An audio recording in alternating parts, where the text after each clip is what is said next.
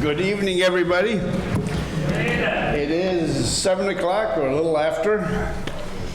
April 4th, is it 4th? April 4th, 2022, and we're in the town hall. And all that being said, it must be time for the town meeting. And I will call the town meeting to order. Would you please join me in a pledge to the flag? I pledge allegiance to the flag of the United States of America and to the republic for which it stands, one nation, under God, indivisible, with liberty and justice for all. Thank you very much, and please be seated. My name is Barton Nitka, and I'm the moderator of the Ludlow Town Meeting tonight. In front of you, can everybody hear okay?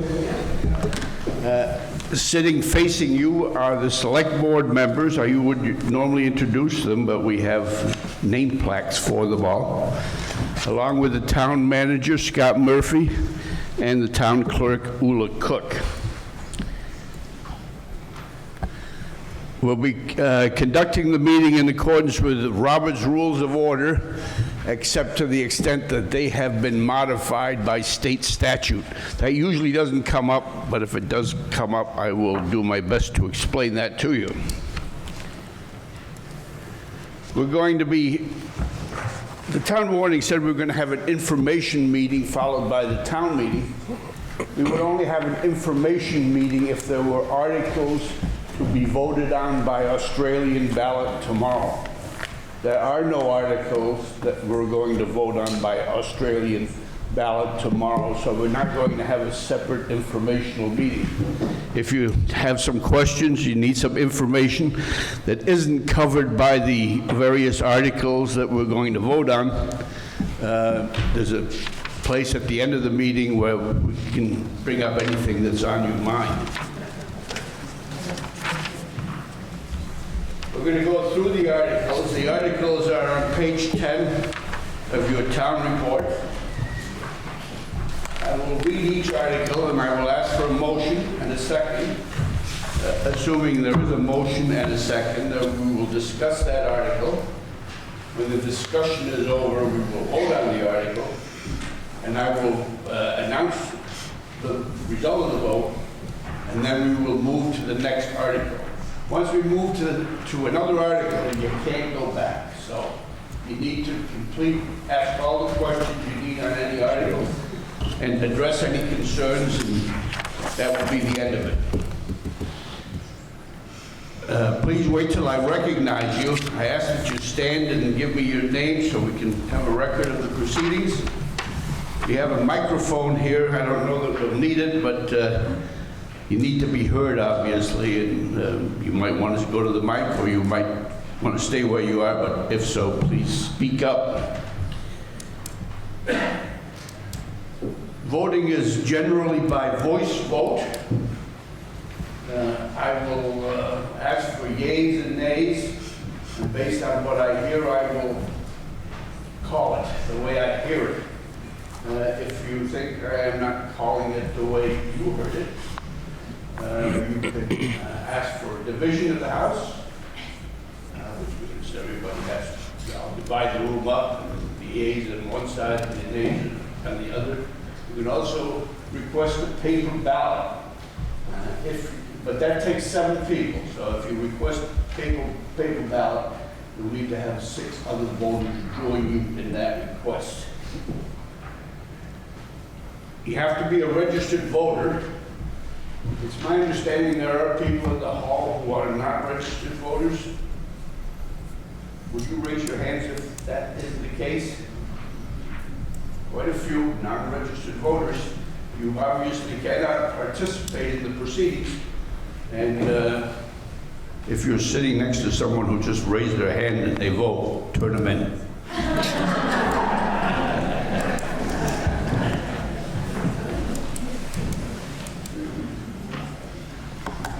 Anybody have any questions? Otherwise, we'll get right to it.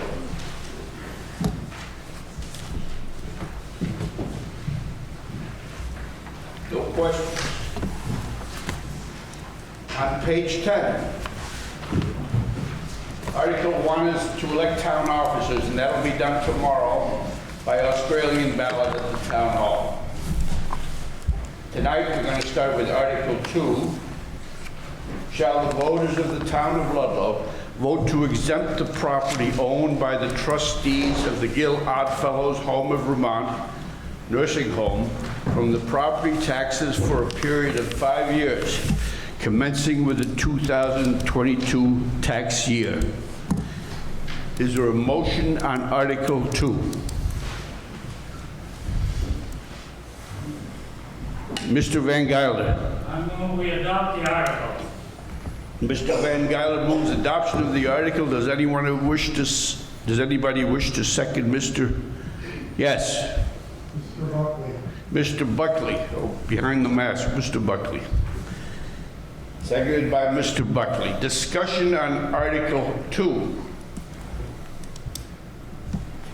Mr. Gerard. My name's Peter Gerard.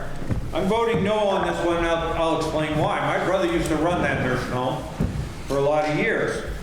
Their pay that they get from the state per bed accommodates for the taxes. If we give them a tax break, the state doesn't have to pay their portion. Therefore, us locals get screwed. That's why I'm voting no for this, because you got to look at the other side of it. Yes, nursing home is a nice, vital job thing here in the community, but they get paid for it. If they get tax abatement, they don't get as much money. The state doesn't have to pay as much. We as locals get screwed. I also have a question. Does this include the 2.5 acres that's up above them and all the property that's on the other side of the road, or is it just the home? If anybody on the select board wishes to address that, or if there's anybody, is there anybody here from the home that wishes to address it? Okay, I'll address that. I'm the administrator at the home, Oh. Teresa Southward. It does not include the apartments across the street. They're an entirely separate entity. So it only includes the Gill home itself and its own acreage on the other side of the road. Okay, and as far as addressing what the state pays, we have what's called a base year system. And if we're abated for taxes right now, it's an immediate to us. But if the state pays us back, they do a base year that's like, if they picked this year, we're reimbursed for 4 more years based on expenses right now. And we all know how inflation and everything else hits. So it is the best for the Gill home to survive if we have our taxes abated by the town. Further discussion on Article 2. Mr. Seidel, I believe. I'm sorry, yeah. I'm not sure I understood the answer on, like, my understanding is that the taxes are abated, it reduces your expenses and then reduces the reimbursement. So effectively, all the taxpayers end up paying for that lower reimbursement. I'm not sure I understood your answer on that. Ms. Southworth, do you want to further elucidate or not? I can. I'm not sure I understand. Ms. Southworth has the floor. Ms. Southworth has the Let's say the She has the floor. She's going to address the... Can you said you ask didn't it again? I'm not sure I understood it. Okay. Mr. Seidel, you have the floor. Let's assume your costs are $10, and that includes $1 for taxes. If the dollar goes away, do you get reimbursed $10 or $9? Ms. Southwood, do you want to Yep. respond to that? It doesn't really matter whether it's 10 or 9 or what. If our expenses this year have the taxes in them, and we are reimbursed on all of our expenses, including these property taxes, based on this year for the next 4 years. And it takes them that long to catch up. So that's why it's best for the Gill home to be tax abated right now by Ludlow taxpayers. Thank you. Thank you. Yes, I don't... Your name, please. Andrea Goldman. I think it might help if we understood actually the dollar amount that we're talking about. So could we hear what the dollar amount that's asked to be abated and approximately how much that means to each of us as taxpayers to support our senior citizens? Does anybody up front have an answer to that? It's on page 17. I am advised by someone who's knowledgeable. What's in our book? 30,000.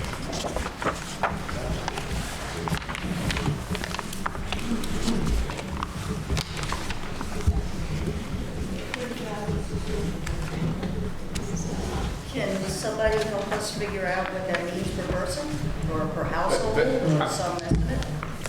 I'm sorry, I was not paying. Yes, I recognize you again, Ms. Law. Sorry. Would you ask the question that you just began? Yeah, so I understand, I think the answer was about $30,000, so I was trying to translate to the impact on each of us as taxpayers. Does the town know, does Guildhall know? So we could just put it in context. The treasurer has the answer. Andrea, 1 penny raises approximately 144,000. So you're talking a small fraction of a penny here. Thank you. You were born. Further discussion on Article 2.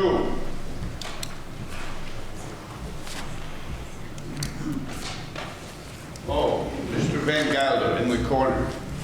Yes, I wholeheartedly support this article. I have friends that are been lucky to be able to be at the Gill Fellows Home. And fortunately, their relatives and my friends don't have to travel $20, $50, or $100, 100 miles to go and visit their relatives. So I'm very happy that we in Ludlow are very fortunate to have a Gill home right here in Ludlow to help take care of our senior citizens.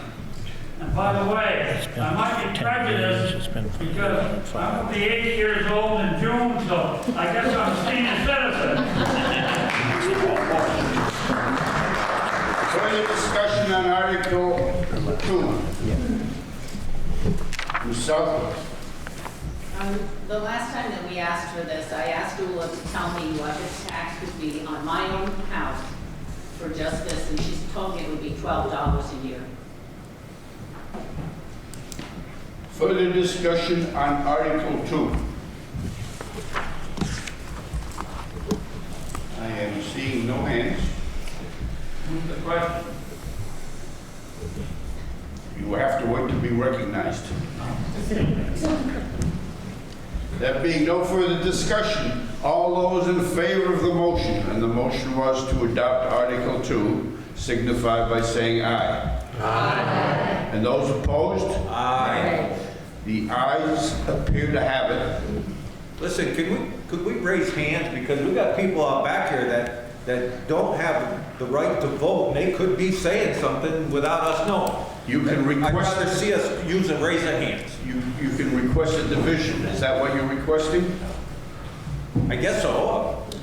Just raise a hand. All those in favor of the motion, which was to adopt Article 2, raise your right hand.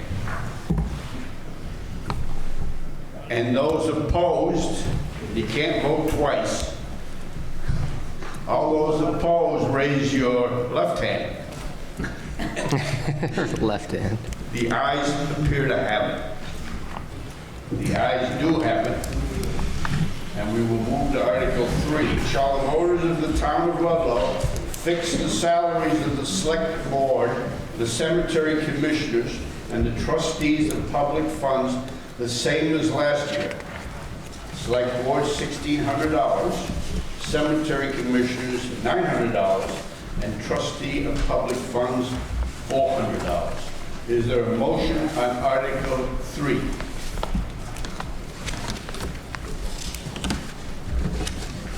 Motion. Ms. O'Neill? Is there a second to that? Mr. Rumrow? Discussion on Article 5. 3. It's Article 3, I'm sorry, even though I blew this up, I still can't read it. Discussion on Article 3. There appearing to be no discussion on Article 3. All those in favor of the motion, which was to approve Article 3, signify by saying aye. Aye. And those opposed, nay. The ayes have it, and Article 3 is adopted.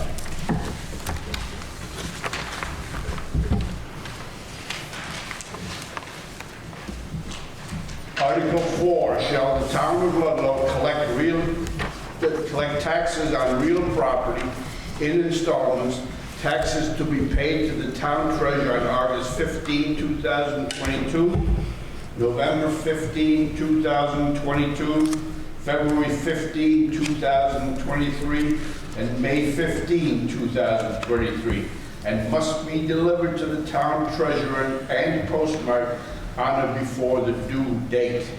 Is there a motion on Article 4?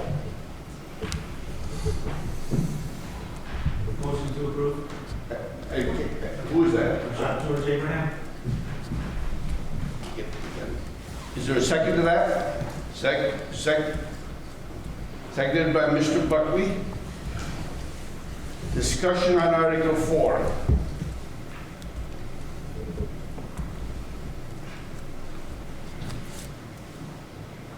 There appearing to be no discussion on Article 4. All those in favor of the motion, which was to approve Article 4, signify by saying aye. Aye. And those opposed? You have adopted Article 4. Article 5, shall the voters of the town of Ludlow authorize the select board to borrow money to pay the necessary expenses of the town and any part of its indebtedness? Is there a motion on Article 5? Mr. Murphy. I make a motion we accept Article 5 as printed. Is there a second to that? There is a second. Mr. LeGros, my apologies. Seconded by Mr. LeGros. Discussion on Article 5.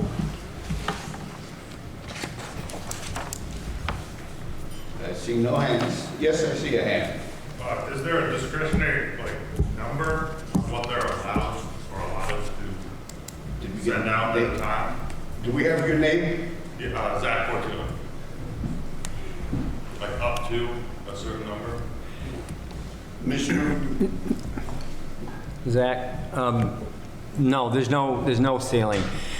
However, just for your information, this article won't be on there next year because the select board is authorized already by the state legislature to borrow for the town. So this apparently had been on year after year, and next year it'll be taken off. Gotcha, so there really has no effect for this hotel? They already have the authority, right? Is there a way for us to keep that for our own town, since there are other articles, I'm sure that... I don't believe there is. I could look into that, but I don't believe there is. The state legislature gives them the authority to borrow on behalf of the town for 1 year. Thank you. Yeah. Discussion on Article 5.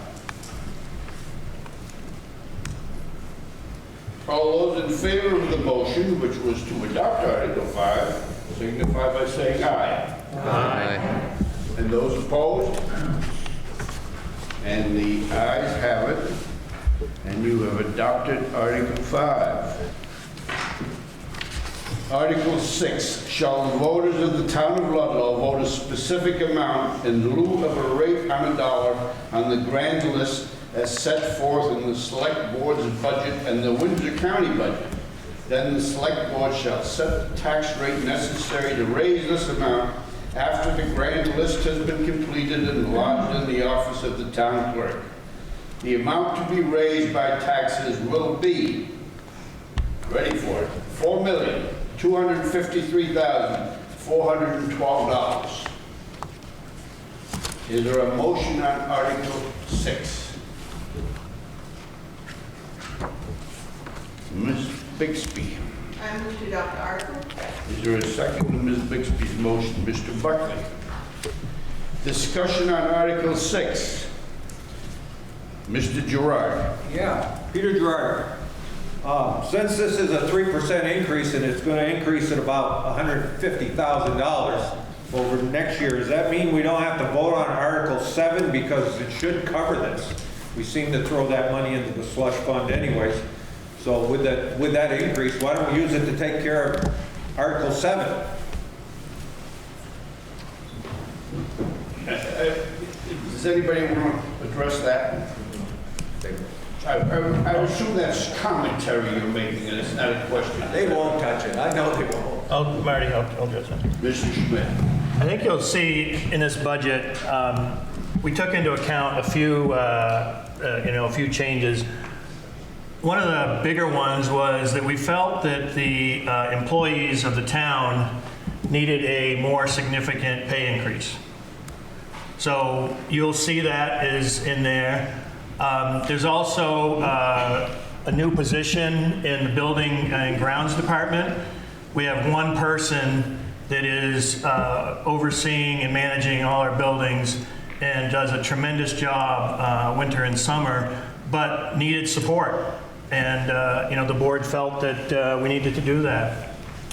Other changes were typical inflationary changes, but there's also tasked in here increase in revenue in the departments that the department managers are supportive and we're expecting. So yes, there's an increase, and I appreciate your commentary, Peter. I think it's right on, and I think we should be explaining what some of the changes are. But in this town, the employees are our biggest asset, and they do a tremendous job for us. And we felt that needed to be done, and that was a significant part of this. Along with there were some health insurance changes in there, things like that. But we worked extremely hard to keep this to a level, and I think you'll see that this board, through the years, has continued to do that. Further discussion on Article 6.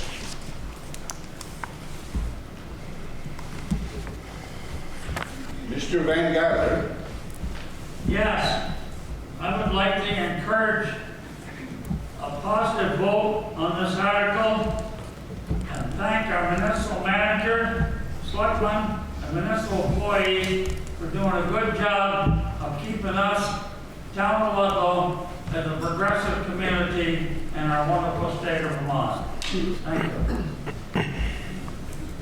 Further discussion on Article 6.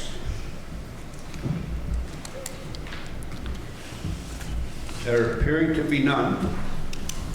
All those in favor of the motion, which was to adopt Article 6, signify by saying aye. Aye. And those opposed? And the ayes have it, and you have adopted Article 6. Article 7, shall the voters of the town of Ludlow authorize the select board to maintain a capital fund to support the following vehicle and equipment purchases, building maintenance and repairs, and to fund programs. Highway Equipment Fund, $30,000. Fire Equipment Fund, $30,000. Police Equipment Fund, $5,000. Recreation Facilities Fund, $25,000. Ludlow Town Hall Facilities Fund, $10,000. Ludlow Community Center Facilities Fund, $5,000. Black River Senior Center Facilities Fund, $2,500. Black River High School Building Fund, $5,000. The amount to be raised in taxes will be $112,500. Is there a motion on Article 7? Mr. Ludlow. Make a motion to close the vote. To adopt it? Adopt the vote. Is there a second to that? Seconded, I don't have your name, I'm sorry. Gary McIntyre. Seconded by Gary McIntyre. Discussion on Article 7. Yes, sir, I don't have your name. Brian Kissel. these amounts seem to be the same every year, even though the equipment prices keep going up and up. Are we keeping up with keeping these low, not increasing the prices? Is anybody in front Yeah. to address that? I can, $30,000 every so many years is gonna buy a fire truck anymore. no, Fran, we understand that. What usually happens is we contribute to each one of those, trying to build up the capital account, like build up the kitty. If there's something that comes along that needs immediate action, for instance, you'll see the recreation facility one that was increased. So the year before was 5, I think the year before that was 5. In this particular case, the Recreation Committee and the Select Board agreed to start revitalizing West Hill, and they wanted to develop swimming up there again. And so that dredging cost was included in there. And so I anticipate next year that that would drop back down to 5, so it could be added in. So in your circumstance, maybe the fire department, we understand that those costs are extremely high, and we're trying to build towards that for the future. Is it enough though? Marty? It builds up year after year. I know it does, but Marty? the price increase has gone through the roof. Mr. Schmidt? I think that the board, and through the time that I've been on here, you can look at it and say, do you want to impact the voters and the citizens of the town with larger capital to be getting to the point where, like a fire truck, or do we look at it as a bond? Do we look at it as something else? The boards that I've been involved on, we have opted to not have a real impact on, if you're not going to buy it for several years, and just have it sit there. So when that time comes, we know that you have to go through the process, and, you know, fire trucks, you know, you got to look at them in a bigger, and usually it's a bond to impact those that are, you know, dealing with it at that time. So it's kind of, do you do a nest egg and have everyone be paying in there now and not get anything out of it? Or do you wait till you need it and then the time comes and you do that? So. Further discussion on Article 7. Mr. McIntyre. In particular, I'm looking at the recreational facility, it's $25,000.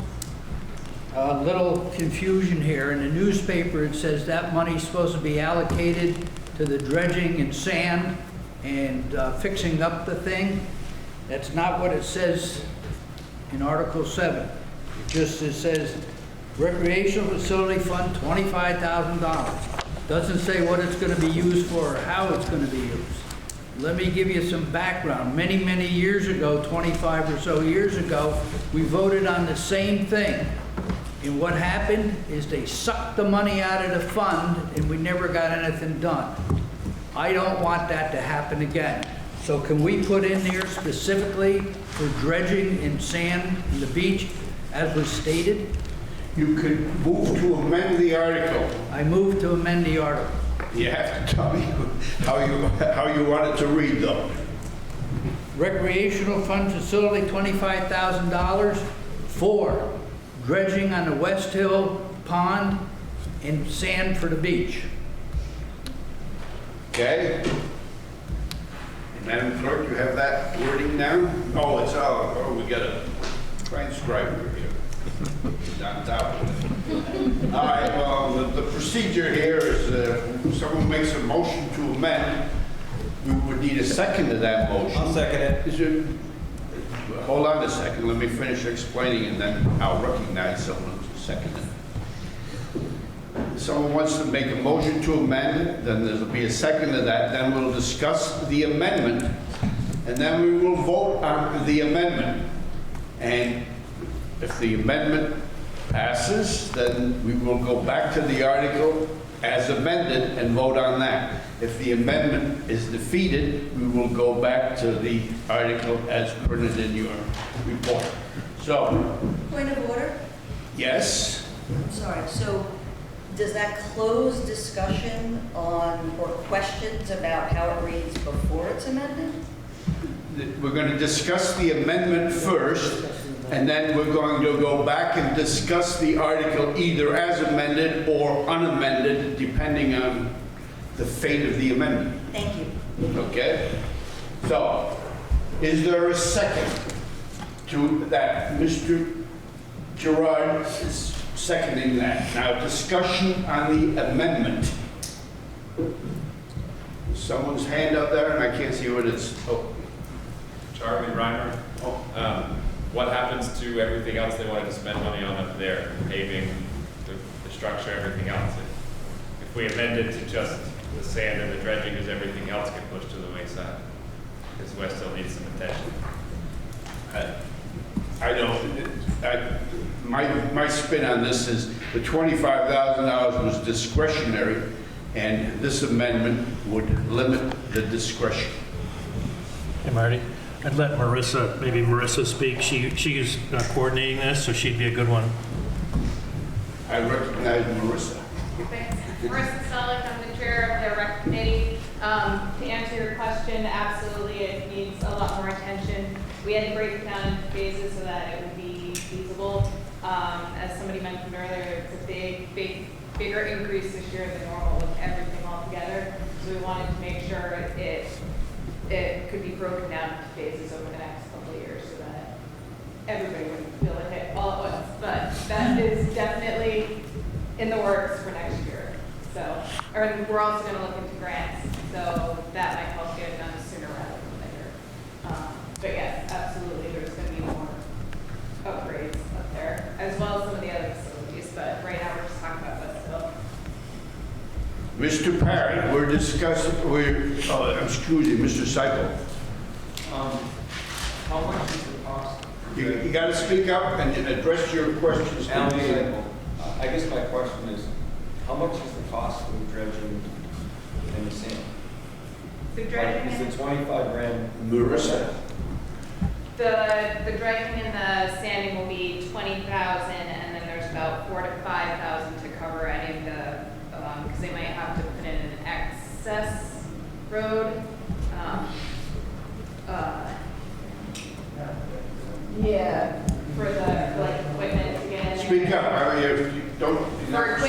For equipment to get in there, there's an extra $4,000 to $5,000 that will help cover in case there's like an access road that needs to be put in. So the 20,000 covers the dredging and the sanding, and then there's 4,000 to 5,000 worked in so that to cover any kind of maintenance and access coverage. Further discussion on the amendment. Mr. Schmidt. You know, some history on this. The select board, and I will speak for myself because I was definitely critiquing how this process played out. This came to us late in the budget process. And this project is worthwhile, but there are phases because we did not feel as a select board that we could put this entire project out and feel comfortable knowing everything that was there. With that said, many of you know the process is here, and if it's felt that this should be amended and more to be done, then we know how that works, and that's done with this body. But Marissa and the Recreation Committee have worked hard. The timing did not necessarily come in. The select board felt that they were not going to have to get a petition, so we put it into this to make it go through and have it be out there. But that's a little history behind this. And we just did not feel that we had all the information and knew enough to put the entire project to the voters for this year.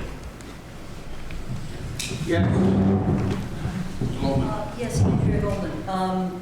It sounds like there's a very valid concern on the floor, and hence the amendment about the 25,000. It also sounds like only 20,000 is needed for that specific, and it sounds like the department needs some discretion on at least $4,000 or $5,000 of that. So I would move to amend in part what was. You gotta dispose of the amendment first, and then we'll take another amendment. Another amendment when I'm allowed. We'll do one amendment at a time. I can't just write more than one Yes, sir. Brandon Durham. When this is dredged, does it have to be dredged again? And what is the time on that, if it has to? I think I'll toss that to Marissa. Yeah, it won't be certain, it kind of depends on, the good thing is that it gets tested every year for bacteria levels, and that has passed low, like well below the threshold, that is in the safety realm. The dredging is, part of it is because after Hurricane Irene, that was kind of a big nail in the coffin. It's not something that necessarily has to be done every year, it's going to have to be gauged. So when it's done, do we get information about that, if it has to be done? You need to address me and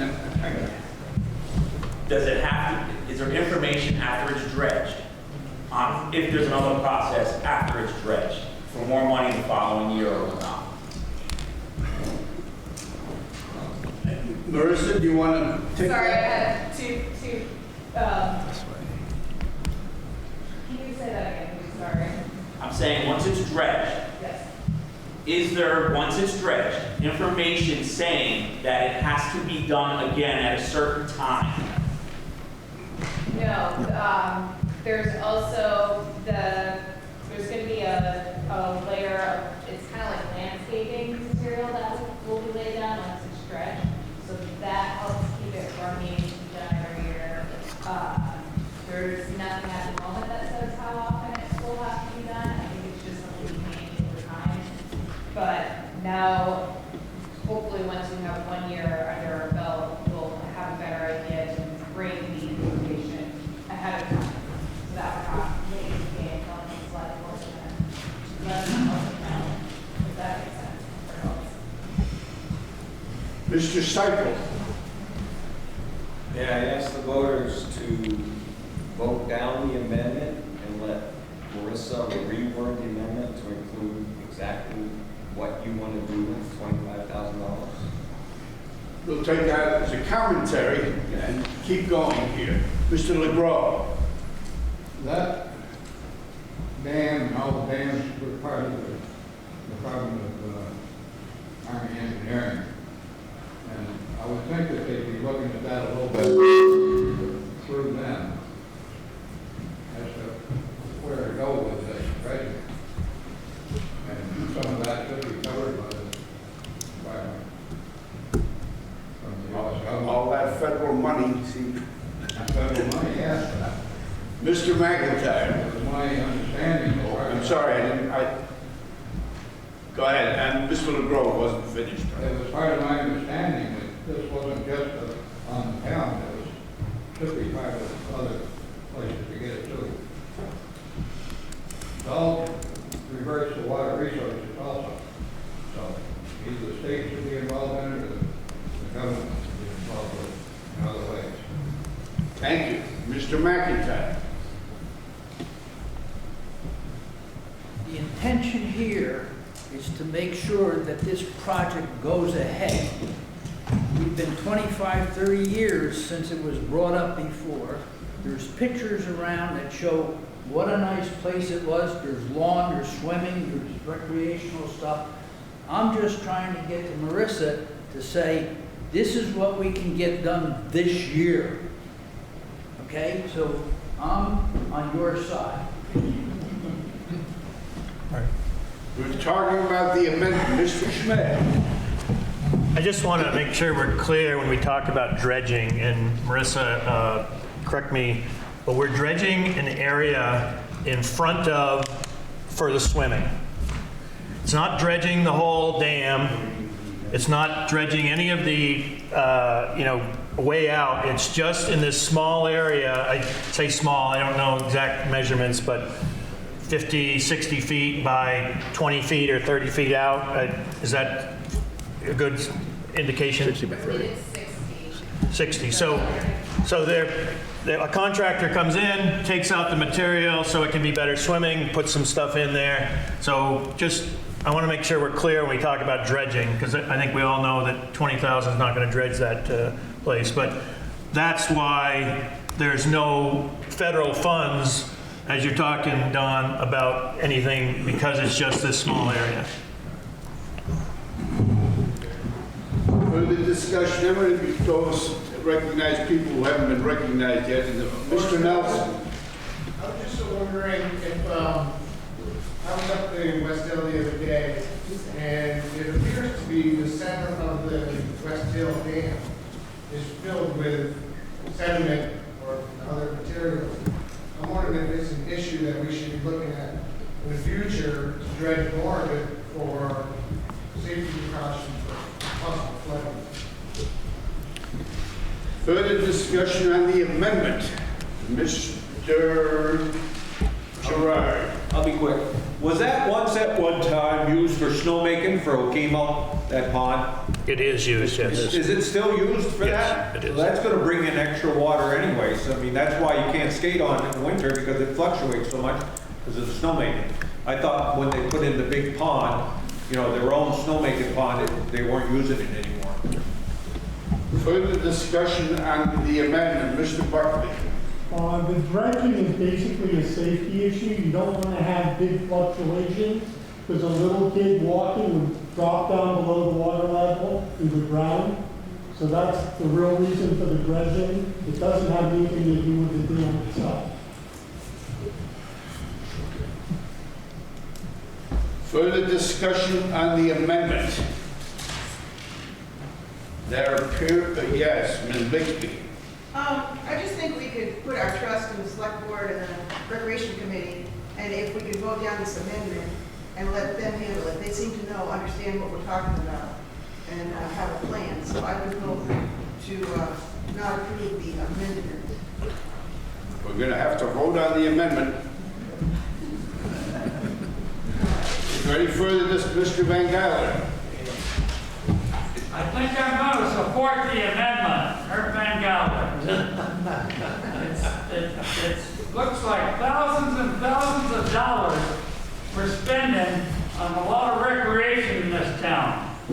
I can't quite understand why, because as I understand, 86 to 90% of our property in this town is now owned by second home people.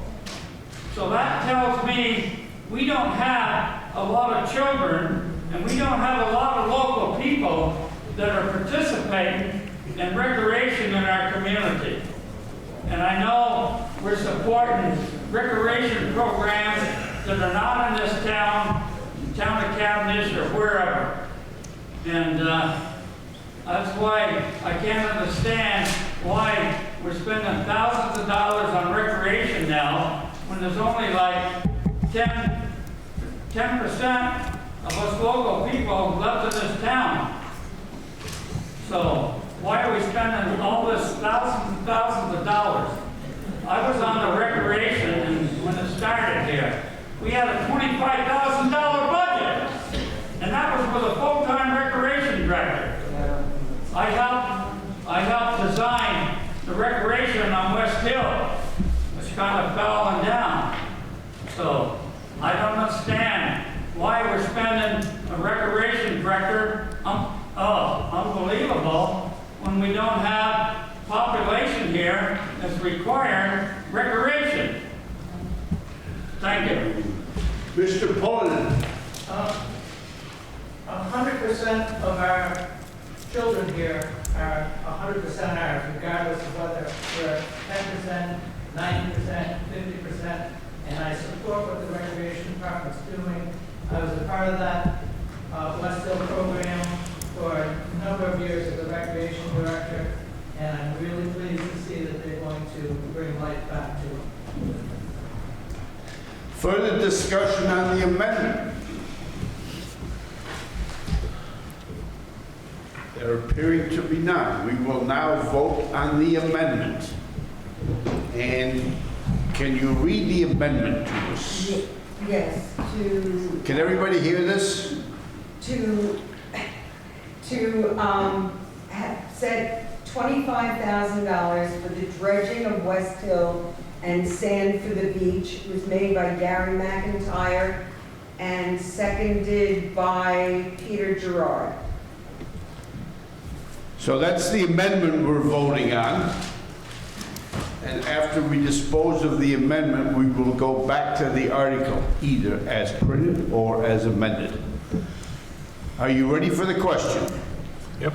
All those in favor of the motion to amend the article, please signify by saying aye. Aye. And those opposed to the amendment, please signify by saying nay. Nay. The nays appear to have it. The nays do have it. Hand vote on that? Yes, he can. He can request a division. I request. A division has been requested. All those in favor of the amendment, please raise your right hand. And all those who are opposed, please raise your left hand. The nays appear to have it. The nays do have it. And we're going to now go back to the article as printed. Discussion on Article 7 in its unamended form. Mr. Gerard. I have a question. I know we've done this fund, seems like year after year after year after year. Do we have an account of what's in each one of those funds right now? Because they don't buy equipment every year, I know that. Page 15, Marty. I'm advised that if you look at page 16, it may thank you. 14. $30,000 doesn't buy a fire truck, but there's probably a lot more money in that account than he thinks. There's one. I have a question. How many times did I ever If there was an amendment that said $20,000 went to what you're looking for the $20,000, and the rest of the $5,000 was discretionary, would that satisfy what you need? We already have. It would still, but I think that's what we tried to go with. No. We voted on $25,000 for something that sounds like we only need $20,000.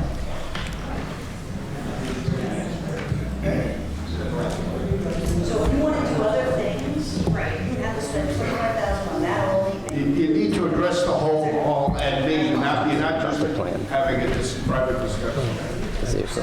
My question to the board, and anyone who might be informed who could answer it, is if there was an amendment that said, we pass it, we are approving $20,000 for dredging, yada, yada, yada, and then $5,000 was left at the discretion of the Recreation Department. I'm asking if that would satisfy what we were trying to get done with this $25,000 as either totally discretionary or as very specified. If that would satisfy us, I don't know who the us are. But it would presumably satisfy some and not satisfy others. The Recreation Department is, am I correct that the Recreation Department or committee is asking for this $25,000? Is that correct? So, Andy, can I address that? First of all, the Recreation Committee is an advisory committee to the Rec Director. The Rec Director brings whatever his ideas are to me, and I incorporate it into the budget, and the Select Board either approves it or amends it or declines it. So in this case, that process has happened, and they included the dredging cost, which is actually $20,000 to $23,000 into that capital account request at $25,000. Okay, so let me rephrase my question. Would the Select Board get what it's looking for here if it was $20,000 to $23,000 for this very, very specific impact use? Because there was a concern that was expressed that the money gets used for what we're voting on.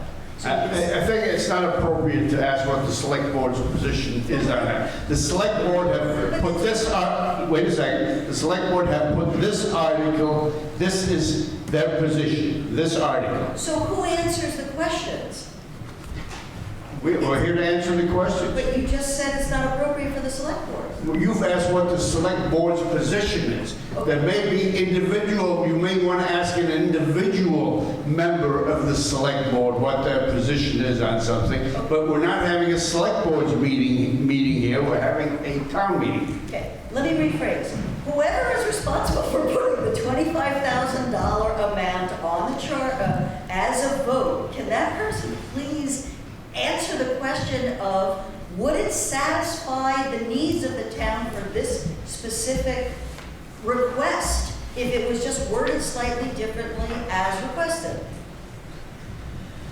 Mr. LeGros. I make a motion that we move the article. The motion has been made to move the article. Now that requires, that is not debatable. It requires a 2/3 vote, and it means we end discussion on the motion before us. It does need a second, however. I'll second it. There seems to be plenty of seconds. No, I have questions.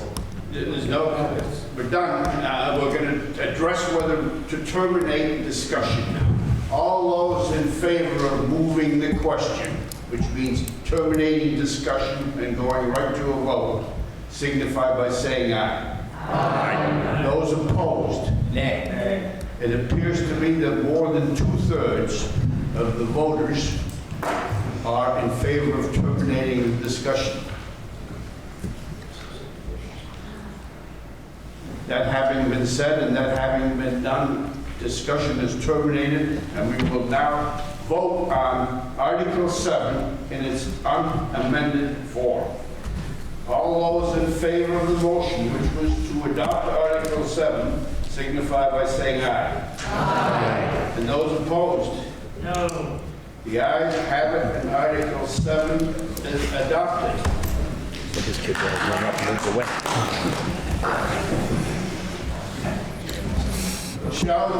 Article 8, shall the voters of the town of Ludlow appropriate the sum of $7,250 to the mover, formerly the current, to support the public transit bus service to Ludlow from Bellows Falls and from Rutland. Is there a motion on Article 8? Yes. Good. To the Article 8. Which has been made to approve Article 8. Is there a second? Second by Ms. O'Neill. Discussion on Article 8. Back, yeah. Zach Fortuna. I know a few years ago we had a transit that we were, I believe we were paying for that went through Rutland already. And they terminated and or suspended that service. Are we going to be paying for a service that we don't receive? Or will we have a way of holding a payment if we don't receive that service? I don't know.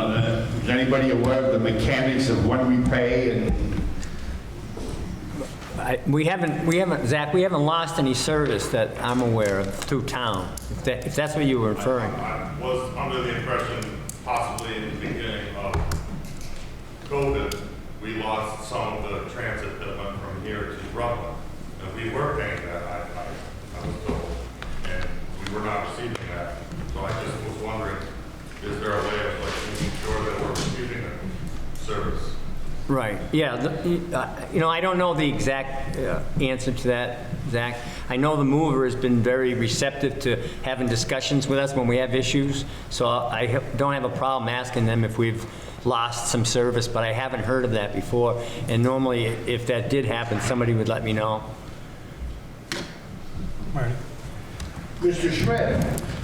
I think that, just to explain a little, so the mover has asked for money, and they bring from Springfield, Bellows Falls to Ludlow. The bus has not asked for any money, which is what would be to go for the Rutland. So the mover will bring people up, and I think people can then make a transit to the bus. But this is just focusing on, and I have not heard that the mover or the current did not provide service, and they just come up to, so it's a little misleading when it says it goes, the mover, but the mover does not do the Rutland route. Yes, Mr. Fortuna. I'm sorry. With the usage of that transit, are we asking any of the larger businesses that wish to run non-illegally to be using that to That's a transfer. Is anybody here from the mover? Anybody have any, select board have any? I mean, that would be geared more towards the select board, but the movers, they're just asking for. I can attest. Yeah, I'm sorry. Yeah. I utilize this service sometimes for the motel, people coming to and from Rutland. I believe the bus, which is the red and yellow or red and white bus, used to come down here. I don't know if they still do, but the Movers website does clearly operate 2 to 3 stops during the day to let people from Ludlow get to Springfield or get to Bellows Falls or get to Rutland. And they've been pretty consistent from everything I've been told and heard. Marty? Yes. Joanna Bobbitt.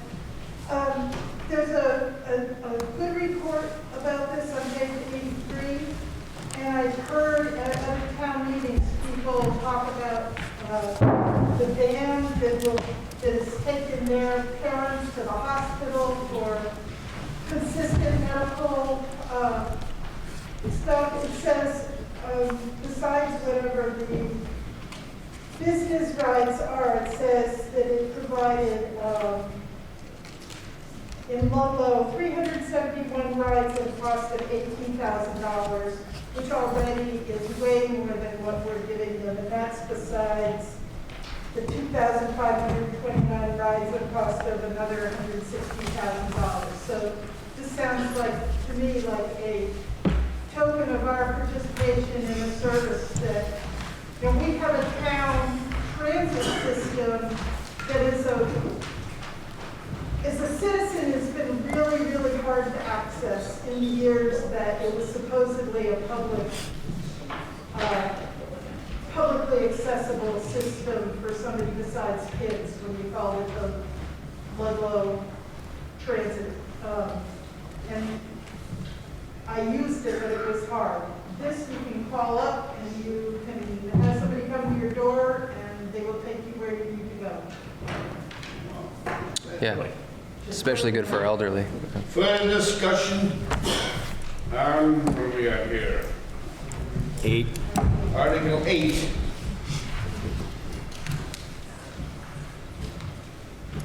There appearing to be none. All those in favor of the motion, which was to adopt Article 8, signify by saying aye. Aye. And those opposed, say nay. And you have adopted Article 8. Article 9, shall the voters of the town of Ludlow appropriate the sum of $312,085 to the Ludlow Community Ambulance Service to help support their overall operations. Is there a motion on Article 9? Yes, Ms. Nicole. Motion's been made to accept Article 9. Is there a second to that? Seconded? Discussion on Article 9. Mr. Gerard. Yeah, wasn't this going to be I want to say, not a Ludlow ambulance, but at one time a Windsor County ambulance service at one time? Weren't they talking about doing that at one time so that all the communities around here would absorb some of the cost of the ambulance? Because it looks like we're going to spend $600,000 here real quick on this article and the next article. So, you know, it's just something I got to think about. I thought we were going to get the other communities to help us pay for this. And is Vail going to kick in anything? Because I think almost 60% of their calls come off that mountain. So, if I can address that, Marty. Yes. All right. We have had regional emergency services discussions with several ambulance services. In fact, this morning, our ambulance director and myself went over to Chester, met with their town manager and their ambulance service person, and Springfield's town manager and their ambulance people, and we had another regional discussion. But the state, unfortunately, I mean, I don't want to blame the state because it's like, you know, the big bad guy here, but we're not getting clear direction and we're not getting, more specifically, funding from the state. So we're working to provide the best ambulance service that we can with what we've got. And we have really hard-working, dedicated people, but it's difficult to attract them, new people, and it's difficult to retain people because of the cost. So all I can say is we're working hard at it. Mr. Seipel? I don't know if you are aware, I was on the ambulance service for 10 years, and I was the assistant coordinator for 3 of them. When I left that ambulance service, we had a surplus of $450,000, and we were self-funded and asked the town for nothing. Unfortunately, I had an experience where my wife, we thought had a heart attack this summer. I could not get an ambulance. So the question I ask is, how have we gone from a surplus of $450,000, where we replaced our ambulances every 4 years, we purchased all our own equipment, to now we're asking the town for $311,000 for 1 year? And I understand there was a survey, a study done, and my understanding, and I asked the town manager this, it was supposed to be a hybrid system of paid and volunteers. We've gone to all paid. Think about it, folks. $450,000 in the bank when I left this ambulance service. Now we're asking the town for $310,000 for 1 year. I mean, we're worried about $25,000 for the rec department. I think we've got a bigger problem here that needs addressed. Further discussion on Article 9. Mr. Gerard? Yeah, I realize, going to Springfield and Rutland, they're kind of out of our area anyways, but we have Mount Holly, Cavendish, and Proctorsville, and we talked to them about giving us something because I'm sure they use the ambulance service here. Have we talked to them about giving us some money to help defray the cost here a little bit so the Ludlow voters don't end up absorbing all of this? And again, I'm going to say it again, have we talked to Vail about throwing in some money? Because, like I said, that ambulance is up there a lot. So, Peter, on page 21, it shows the ambulance revenue. And if you look down there, you'll see that Plymouth contributes some and Cavendish contributes some. We've gone up considerably in their invoices in the last few years. And we are going to have a discussion with Vail about the mountain's participation also, but that's an overall bigger picture discussion with them, with all municipal services. But we're waiting for the season to end, and then we're going to have that talk with them. Further discussion? Yes, sir. Question I got, is the level of service better now with paramedics than it was when it was volunteer service? Are you addressing that to The level of service is better now, I mean, not paramedics than it was with this. Could I get your name? I see your hand was up, and I recognize you. Stephanie Grover. So I am the one in charge of the ambulance service, and I welcome all of you to ask me the questions throughout the year. You don't have to wait until today. I mean, my door's always open. Everybody has my email. I've met with a lot of you. This service is not the same that it was 10 years ago. We have 24/7 staffing. We have paramedic level service. We have people that were sending to paramedic school. The equipment is exponentially more expensive than it is 10 years ago. It's more expensive than it was 5 years ago, not to mention the staff. I can't get staff right now because of the pay that we have. The pay is too low. I can't retain paid staff. And you're asking me to retain volunteers. I mean, we can't retain the volunteers that we have in town now. I think the budget is realistic. Actually, the budget is kind of low, but I think we do really well with it. We have really good support from the town. We have wonderful support from the select board and the town manager. Like I said, I welcome all of you to come in and stop and see what we do and speak with me. Thank you. Further discussion, Mr. LeGros. I was on the ambulance for many years, and even though I was on the ambulance, I did take the ride in the ambulance. And I got a bill for over $800 to pay through the ambulance. And my insurance didn't cover any of that. And the couple of rides that I had taken in the ambulance, to turn around and charge the people that are working with the ambulance, that kind of money was kind of feathered my hat for a while. I didn't like. So they're making money every time they take somebody on that ambulance, but there's nothing to show what they're making for the transport they made. So That doesn't involve them just making money from the town being added to it. They're making money every day, they take some of it. And they're making a lot of calls every day. Further discussion on Article 9. Back to Mr. Seibert. I guess I'll address this to the ambulance coordinator. I raised these issues with the chairman of the board and the town manager in July. Are you aware of that? That's not. I don't know that that's germane to the discussion here. We're discussing. It's germane to the model. We're asking the town for $312,000. Questions have been raised about it. I don't think they filtered their way through. She said nobody's spoken up about it. That is not true. All right. So it is germane. It is germane. The town is being asked for almost 8% of our town budget additionally for this article. Do people realize how much that is? Yet we question 25 grand for the rec department. I think we need a better plan. Thank you. Mr. Van Galen. I want to start by thanking our ambulance department for doing such a good job for our community of Ludlow.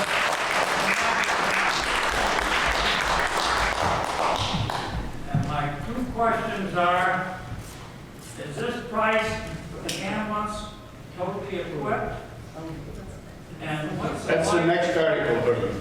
And what's the life expectancy of the ambulance? No, we're doing the previous. Article 9 is just to fund the ambulance service. The next article is buying a new ambulance. We'll get to that one. Yes, sir. $312,000 is not much money. Paramedic has to push a drug to save your life. After 24-hour service, it's not much money. Save your life. Mr. Fortuna. I think one of our pieces of concern is the overtime pay that we have. How are we addressing trying to fix that problem? Because that is a lot of money that seems like we can possibly change by what Alan might be diverting towards, which was, it seems like we got away from even allowing volunteers on our ambulance service. And that can offset the cost to our full-time or part-time. I'm a little concerned because I'm aware that we did get away with that. Get away from allowing people to volunteer that did have EMS training, did have EMT and or above. Yeah, unfortunately, the days of volunteers are dwindling. This is happening throughout the state and throughout the country. We can't get qualified volunteers, and that's why we've moved to the pay method. And everybody else that we're aware of has. There's ongoing education that they have to pay for. There's ongoing equipment they have to purchase for volunteers, and it's just not a pay model that succeeds anymore. Ms. Bixby. My 91-year-old mother is still in town, and the ambulance service knows her by her first name. She's a frequent flyer, and I would certainly urge everyone to approve this article. Ms. Lohman. We echo how important the ambulance is, probably for both articles, and I would urge also that people vote yes, but I would ask the select board that if we were to vote yes, could we get some sort of a, more than a promise, but a guarantee that there will be valid discussions and studies to see if Vail is, don't know if they are, if there is an impact on the municipal services of this town, that Vail is paying an appropriate contribution so that the taxpayers aren't absorbing all of what is a very important service for all of us. Thank you. Further discussion on Article 9? Yes. I have a question, Angela Bissell. Is it fair to ask? Can you stand up so we can hear you? Thank you. Is it fair to ask what the EMT gets paid per hour in this town? I didn't hear it. Everybody else heard, but I didn't. Is it fair to ask if the EMT gets paid for it? I don't, I think that's, are they public employees? Of course. Yeah, it's a matter of public record. So it's fair to ask. Are you asking? Yes. So the starting EMT pay is $14.85 an hour. Which is why the overtime pay is high, because we can't attract and we can't retain people. And that's not specific to Ludlow. That is not saying that we do not have the support from the town and that we do not have the support from the people, because we have the support. This is statewide, this is nationwide. EMS pay is too low for what we're doing. This is not town specific, but it's not saying that this town can't change it either. We have wonderful support from this town. We love being in this town. But that's the answer to the question. Further discussion? Yes. Is part of this 312 increase, does that include pay raises? I can't, you need to get into the mic or stand up. Does the increase include pay raises for staff? The question is, does the $312,000 incorporate pay raises for staff? Am I stating that correctly? Yes.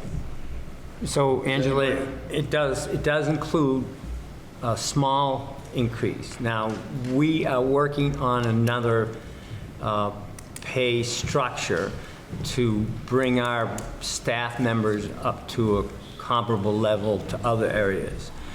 Because we're just, frankly, we're losing people. And we're also growing, the ones we educate and pay for education are leaving after a certain time. So we are addressing that. We are looking at that. We were talking about that today, as a matter of fact. But it's an ongoing situation. This budget process started last October, and things have even changed since that time. Further discussion on Article 9, Mr. Fortuna. I'm not quite sure my question got answered. Do we allow volunteers on this service? Because I think that Question, Ms. Grover, do you want to feel We do that? not have volunteer spots because it's do we allow them, not that we don't have them? Are we allowed to have volunteer to the EMS service? Yes, we could have volunteers, however, we follow a scheduling matrix, really, for lack of better terms. We have to provide 24/7 365 coverage. So if I have a volunteer that comes in and says, well, I can give you 2 hours on Tuesday of this week, and I can give you 6 hours of Wednesday on the third week, then I can't schedule other people because we fall into 24 or 12-hour segments. So if we were to allow volunteers, we don't typically want to do 12 or 24-hour volunteering. So in order to allow that, and we're doing shorter times, it just makes for a scheduling nightmare. Mr. Is that Logic? Oh, Mr. Chief. We do have two ambulances, so if there was some volunteers on board, they could man that second ambulance. That's something that could be looked into. So not that your main responsibility is covering the primary ambulance, but the part-time people or the volunteers could be manning the second ambulance, which you know, Stephanie, there's multiple calls during a day. So something probably should be looked at in that respect. Gentlemen, we're all concerned about the condition of the EMS department. If we don't give them the money they need, they're going to be in much worse shape. So I don't see why it's such a big deal. They need the help, and we need the help that they provide. So I think it's pretty clear. We've got you in the eye column then? Mr. Fortuna. I just want to make this perfectly clear. I'm not opposed to funding. I volunteer my own time with the fire department, and I understand the concern of people not volunteering. But that answer doesn't really suffice for me. That it's too much of a hassle to organize time for people that are willing to volunteer their time to offset costs for the town. I kind of find that to be the job in which you're in, to try to offset that cost on any way that we can with the best service that we have. We do have that in the fire department. We don't have the 24-hour coverage that you do need, but I find it a little unrealistic to just say, well, it's too hard to organize. That could offset thousands of dollars throughout the season. But, and as Chief pointed out, that it could man that second ambulance instead of calling for Mount Holly or someone else, especially in the fact that inside of that golden hour, that's when a lot of saving lives happen. You can have volunteers right in town that could make that second call. In the back? Hi, Joanna House. I'm with Senior Solutions, but right now, I think what you're talking about, you need to look into federal employment law. It's been a long time since I functioned as a corporate attorney. However, there are strict regulations as to what you can and cannot have volunteers perform when you have employees getting paid to do the exact same job. So before you try to make a composite employment structure, please look into employment law, because you could end up in trouble if you don't.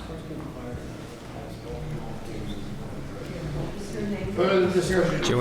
Joanne Aaron House. Joanne Aaron House. Why these people only do it for such little money? If they have a passion for it, don't take advantage of their passion, please. This isn't taking advantage of it.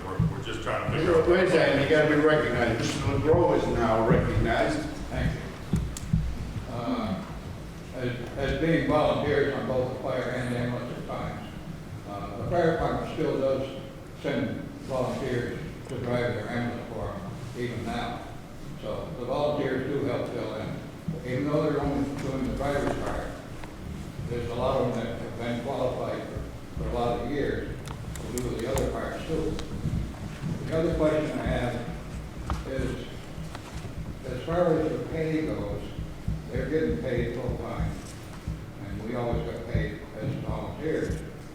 But now that the question of all this money going to the ambulance and the funding of it, there's nothing being said as to how much the ambulance receives on the people that haul for the ambulance to the hospital.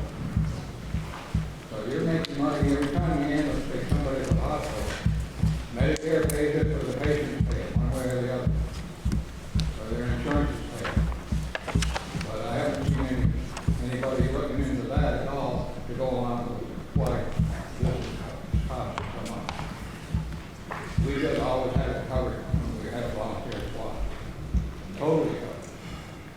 And we also got paid for doing it. Gentlemen, Dean Alexander, I just point out that the proposed budget for the ambulance service is actually $718,000, and we're only asking the town to pay $312,000. They do budget $317,000 for calls, which is, I believe, is the amount that they bill people. So it's all in there, and let's just get this vote on. Further discussion on where were we? Article 9. Discussed out. Are you ready for the question? Yes. All those in favor of the motion, and the motion was to adopt Article 9, signify by saying aye. Aye. And those opposed? Unanimous.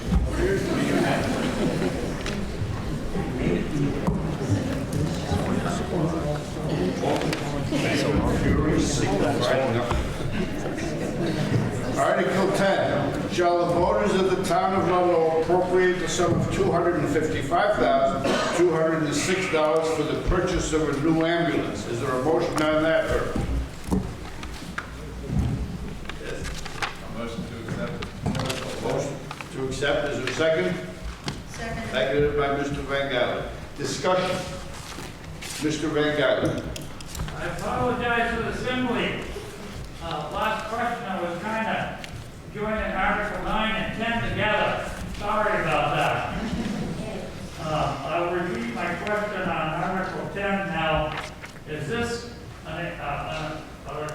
ambulance, and what's the life expectancy of the ambulance? Thank you. No apologies necessary. Does anybody want to field that one? So it's fully equipped. It's made to our requirements, Herb, and so it fits in with our other equipment. And I don't know the life expectancy. 8 years. How long? 8 years.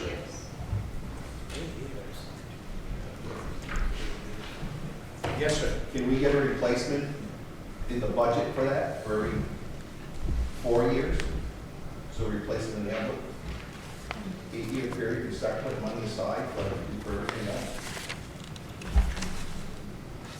Can you do that with the ambulance? Yeah, we can build it. Yeah, we can build a capital account. Consensus up front seems Basically, bigger you're than gonna buy that's the ambulance, doable. you're basically buying the ambulance every 4 years, you're gonna, what you're gonna do. Mr. Nicole, Curious about if you're expecting to run back on the trade for the old. I couldn't understand you through the mask. No, sorry. It's all right. Just wondering about the trading on the old one, the one that we're replacing, how much money we're getting back on that, if any. So we had to look at replacement prior to this vote because vehicles are so delayed right now. So we don't know what the replacement cost will be because we're still not looking at getting it until like the end of this year. So rough estimates are probably like $35,000.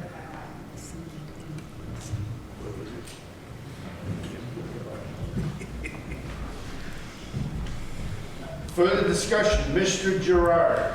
Yeah, I think what the gentleman up front wanted to say is, why don't we make sure that in Article 7, we put a little money in there for the ambulance fund? Why not?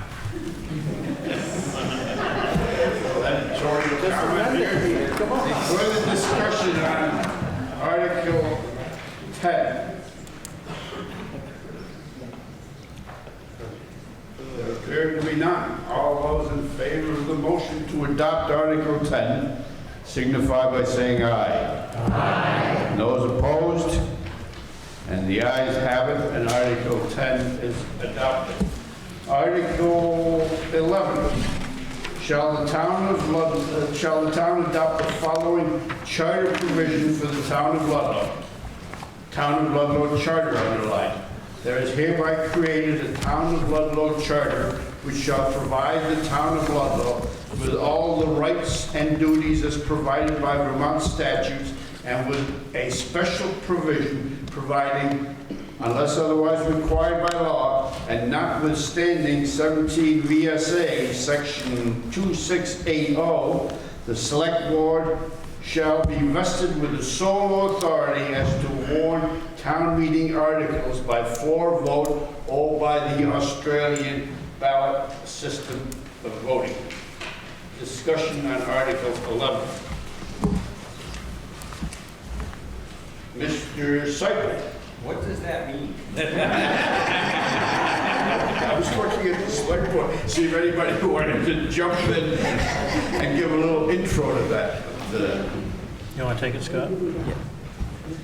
Someone up front, take your pick. Do you want? Okay. Whoever wants to jump up. So this article question would, if it's approved by the legislature, which is the next step in the process, would allow the select board to decide not to have a public vote on the floor, like we're having tonight, but to move it to an Australian ballot vote. So when would you want to do that? If it's a controversial topic where somebody might be afraid to stand up and vote against their neighbor, something like that. Maybe when we had Jackson Gore and there's a big discussion about that. So it would give them the ability to move it to an Australian ballot vote, rather than now, by law, we have to have all our votes from the floor.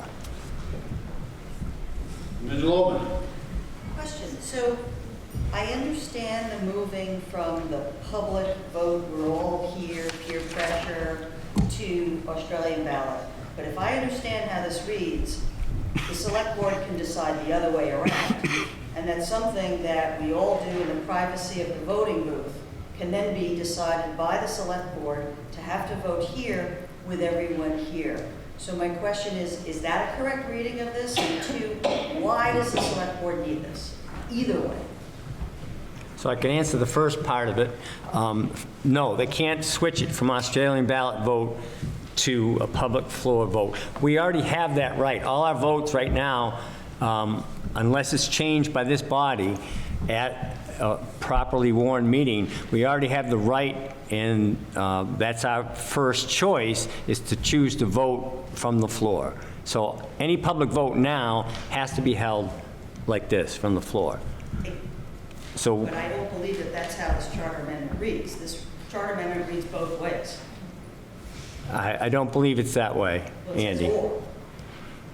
They don't, there's certain votes that are required by state legislature to be voted by Australian ballot.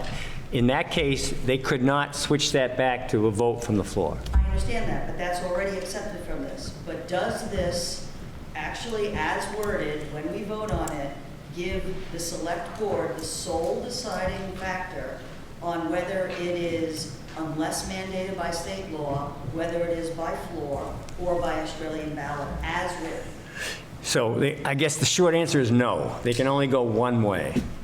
Now, I know you're an attorney and you want to get into that, but this is our attorney's language, and it has been used before, and we're going down the same route other towns have done. I believe the two attorneys have different opinions. Never had that The happen. second question is why? Why this charter amendment?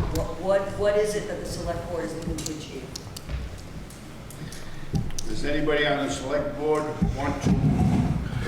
So this came up when it was found out that a number of years ago there had been a vote that all voting was expected to be done from the floor. Through the years, select board has made decisions for the last, many of you, Pete Connor was on the select board when that was done, and that's 30, 35 years ago.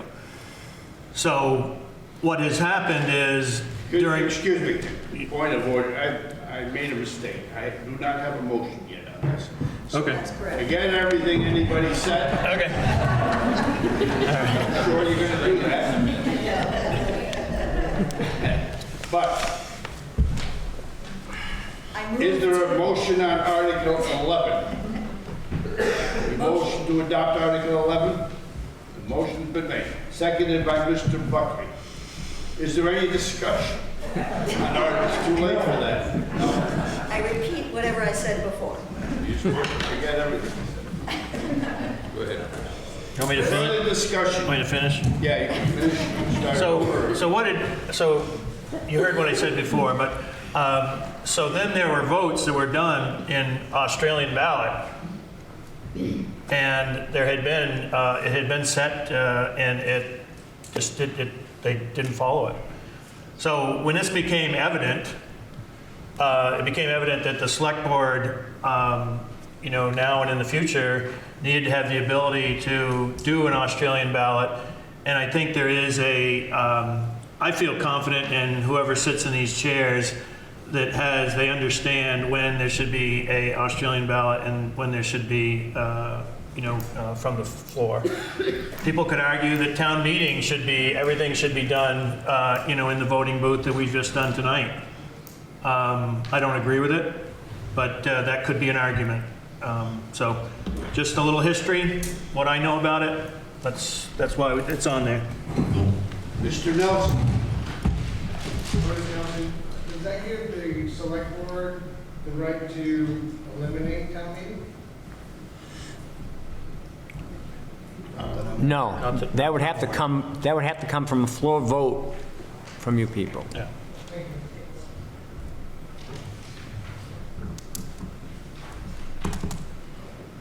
Mr. Seipel. So, if the select board can determine what is Australian ballot versus town meeting, why couldn't you effectively eliminate town meeting? You could. I'm sure you could. I mean, you could determine that every article would be voted Australian ballot. You could have informational meetings. Mr. Van Galen. What effect will this have on an article request by taxpayers for an Australian ballot? It wouldn't affect it. The request generated by a petition would still be able to go Australian ballot. Still be able to be in effect by taxpayers' request? Right, right. Would only go Australian ballot, right? Correct. Yes, sir. Dean Alexander here. If I'm correct, as of now, if a major issue were to come before the select board that required a town vote, is it true that you could not request an Australian ballot? That's correct. Okay, so the purpose of this is to allow you to call for an Australian ballot. You being who? The select The board? select board. So I think that's why this is important, that it be passed. Go. Am I allowed to move for an amendment at this point? You're always in fashion. All right. And shall I propose the amendment? Is that It's okay? up to you. Okay. I propose an amendment that has everything in Article 11 except takes out the words by floor vote before or the Australian ballot system. Because as currently written, I believe this is reasonably read to say that the Let me select get board- it, before you explain it, tell me again what the amendment is. So, in the last, after 17 VSA Section 28680, says the select board shall be vested with the sole authority as to warning town meeting articles by floor or by Australian ballot system of voting. I am moving to strike by floor, because as I understand it, the intent is only to stop a floor vote and allow it to be private by vote by Australian ballot. If that's the case, then I think those words should be Let me stricken. go back. Sure. Your amendment would strike the words by, for, vote, for. Is that right? Correct. Okay, now explain, keep going if you want to keep explaining. As I read this, we can all differ. It seems to me that a reasonable reading of this is giving the select board the sole discretion to decide whether it is, as it says, by floor vote or by Australian ballot. I asked the question, and the answer was that no, this is only about allowing the select board to vote that it be by Australian ballot. So if that's the case, let's have a vote on that. So your motion is to amend it as you stated, Correct. striking those four words by, for, vote, or. Is that Correct. right? That's the proposed amendment. The motion's been made to amend Article 11 that way. That needs a second. Second. Who seconded? Who seconded? Fortuna. Mr. Fortuna seconded. Discussion on the amendment. The procedure here is the same when we go back. We're going to discuss the amendment. We're going to vote on the amendment. And depending on what happens to the amendment, we'll go back to the article either as amended or as printed. Ms. O'Neill. Did not the town manager say that the wording in the article is from our town attorney and has been voted on through towns throughout the state? This isn't something that the select board made. I think that's an important point, that if we're going to be changing something that our town, the attorney, has written, I caution this body to think that we can change it. Yes, Mr. Buckley. We had a lot of discussion on, let's say, Article 9 here, or even more discussion on Article 7. They were all put in to the floor by the select board. And I was always told that the reason you had stuff done at town meeting or when it used to be the Ludlow School District was you could then make amendments to something and change something at the time when you said, wait a second. Someone just said, why don't we have money going into an ambulance fund? We could have amended this article on the fly to put money into an ambulance fund. So that was a reason to allow the select board to put something as an article to the town meeting, as opposed to an Australian ballot.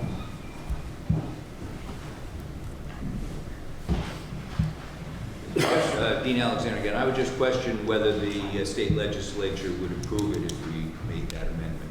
That's just an opinion. Never know. That it might affect, you know, their desire to approve it. Our representative is here. I don't know if he wants to venture an opinion on that or not. Sorry about that. Mr. Nicole. I couldn't weigh in on whether the whole legislature would or wouldn't approve based on that. I think just to answer your question, I think the backstory of why it says bold, or why it's really only the select board going to Australian ballot is because by default, everything goes to town meeting. That is the purpose of this article. That's why the select board wants it. I do support this article. I will. If I'm reelected in the fall, I will bring this, I will introduce this charter change. I think it is, from my time on the select board, I would say that we often operated not realizing we didn't have this authority.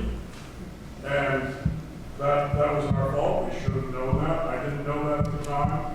In hindsight, I realized that it was silly for me not to know that. But, we did do this, not knowing that we weren't allowed to. By default, if the select board has a question that they need to pose to the town, right now, you either have to pose it at a town meeting like this, or at a town meeting like this, you need to get rid of town meeting. Those are the only two options we have. And everything either has to be voted by Australian ballot, or everything has to be voted here. And so this is, to me, I support this article because it is kind of middle ground. There are issues that are really important that I think need more support and more privacy, like with the cannabis dispensary votes that we had recently. Those were very special cases that the legislature decided when they passed that bill that had to be voted on by Australian ballot throughout the state. That's why that was allowed to be held by Australian ballot. But if that language hadn't been in that bill, that vote would have had to have happened here today. And so that's the kind of situation, the kind of question that the select board is looking for the discretion for with this change.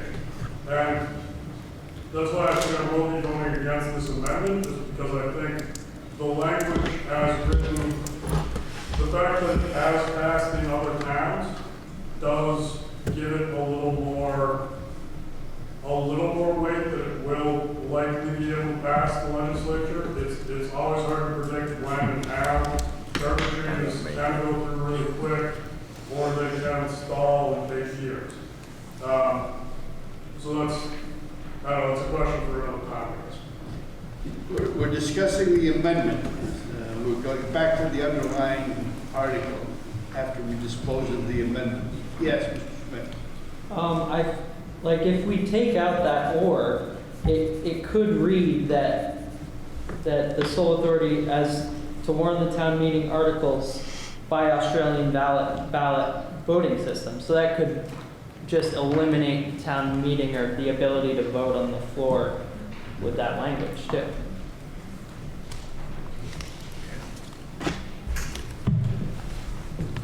Mr. Gerard. Yeah, I kind of agree what he says, but I look at these big ticket items, and I look around here and I look at about 75 actual voters in Ludlow. When we have the Australian ballot tomorrow, we're going to get over 300, 400, and some of them won't even be able to say boo about any of this big ticket item that we had. That stuff should have been Australian ballot, so we could have got everybody in the community to vote on this. Not right here, because you got him over here who's, if you help me with mine, I'll help you with yours kind of thing. which has happened here a lot, that would eliminate a lot of that stuff, and your actual voters, the people that don't come to the town meeting, will get the vote on it. They're free to come to town meeting. They can come tonight. I understand that, but there is a lot of people that don't. Ms. Goldman. I'm going to do something unusual and actually retract my amendment so that I can speak to the actual, I am asking for the amendment so that it actually conforms with what we are being told that it is, but it isn't. And just because one town attorney interprets something some way, Mr. Nitka, you know as well as I do that you get attorneys in a room and you get 10 different opinions. Where the money is. Exactly. So I'm trying to at least hone this down to what we are being told we're voting on.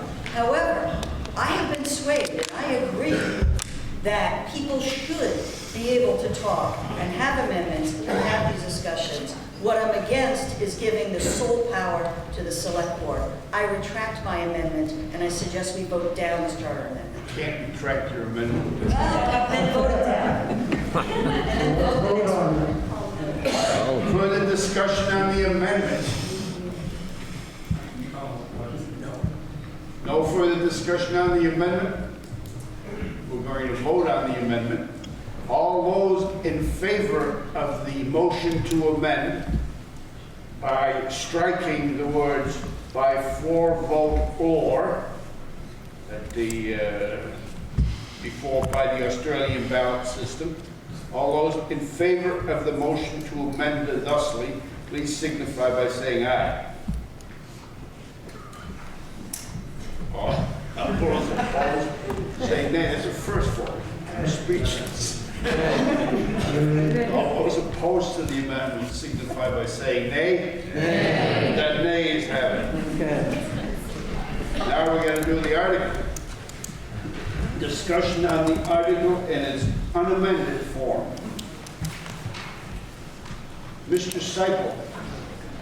So, if one of the purposes of this charter change is to protect privacy, can't you request a paper ballot at town meeting and secure privacy here? Yes? Yes, you can. Sure. As I said in my introductory remarks, you can request a paper ballot only after there's been a voice vote. Further discussion on Article 11. Appearing to be none. All those in favor of the motion, which was to adopt Article 11 in its unadulterated, unamended form, please signify by saying aye. Aye. And those opposed? Aye. Nay. The ayes appear to have it. The ayes do have it. And Article 11 is adopted.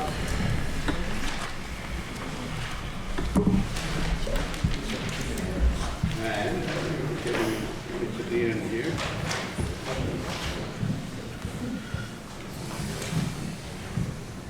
Article 12, to transact any other business necessary and proper when met. And as you all know, we can't take any action here, but this is any information, questions? Make a motion, we accept Article 12. Get it going. Just to get it going, so we can have discussion. Was that Peter Gerard again? Yes. Gerard. Mr. LeGros. I don't know. There was no motion made. There's no this is inappropriate motion. Any discussion, any questions, comments? Mr. Schmidt. I just want to make just two comments. One, I do want to respond to the comment about when there is money, at least while I'm on a select board as a select board member, when there's money in a capital fund. I have never seen and been part of taking money from a capital fund and putting it into something else. So this, as a member of this board, that would be something I would not allow. But there was a comment about that happening. I also want to take the opportunity to thank Heather Tucker. She will not be running again, and she has been a tremendous asset to this board. She just brings a real good perspective and keeps us, online, and can't thank her enough, and I appreciate everyone. A round of applause.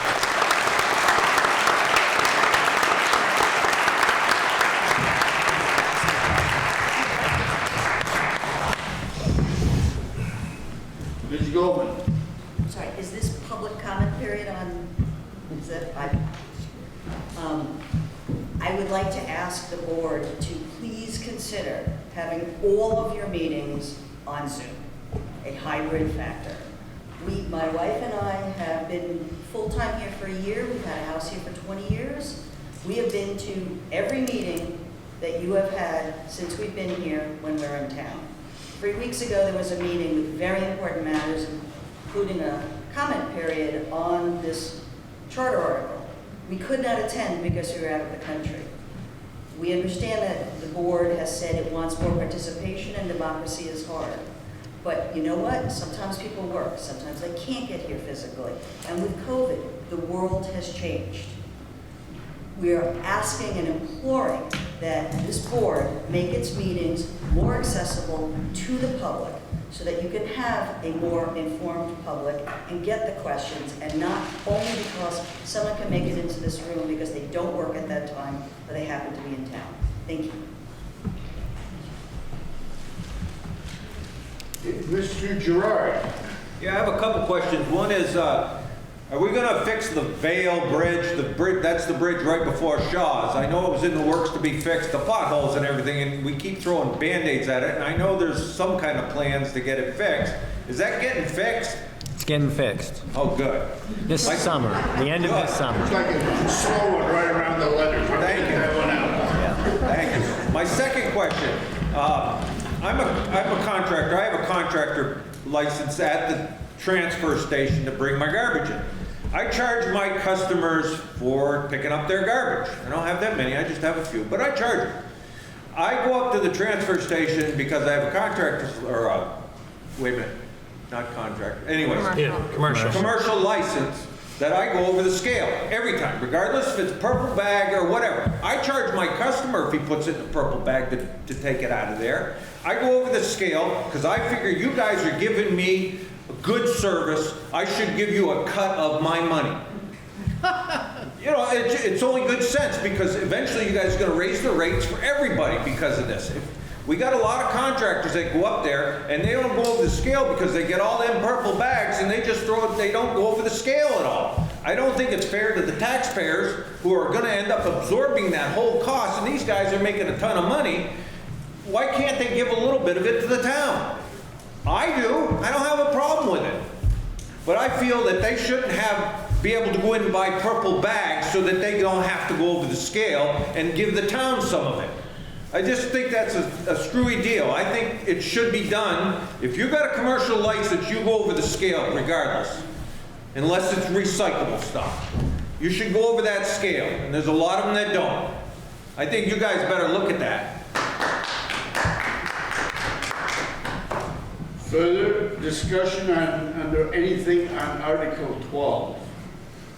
Mr. Nicole. I just wanted to, on the note of the transfer station, I just wanted to call attention to and thank the select board for dedicating the swap shop building at the transfer station to Mr. Van Gavel for his years of service to the town. I was not able to make it for the ceremony, but I heard that there was a ceremony last Thursday, and I just wanted to thank the select board for doing that. I think that was an amazing thing that they were able to do. And I'm grateful that we have Mr. Van Gavel here.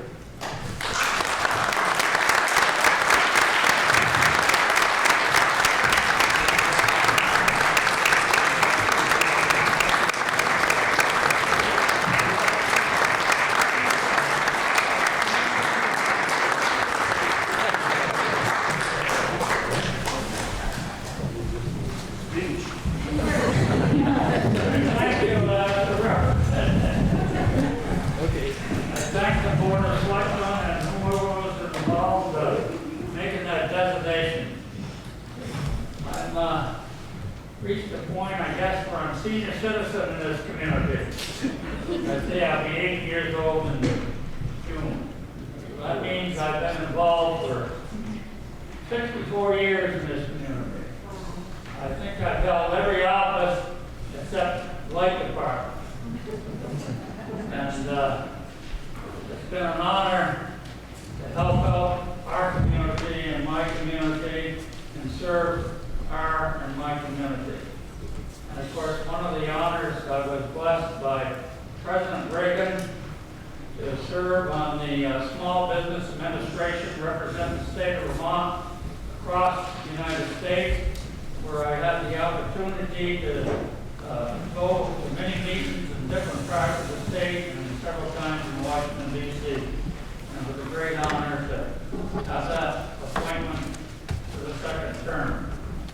Well, with all that said, the greatest thing that's happened to me is the designation by this community on the recycle building, which I was part of getting that whole system set up there, along with other systems in this community. So that was such a great honor to me. I can never thank the community enough for that great honor. Thank you all.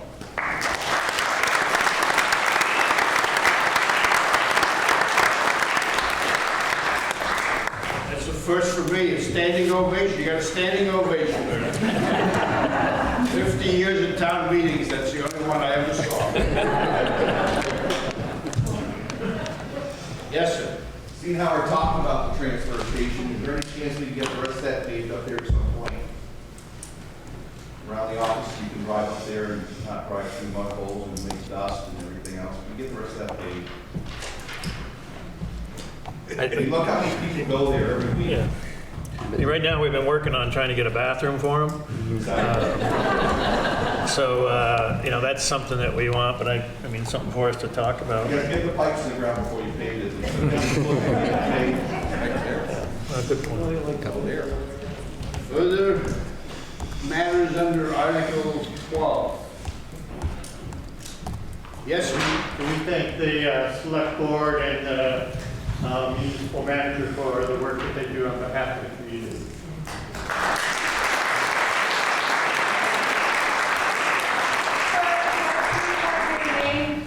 Paul Alcorn. Thank you.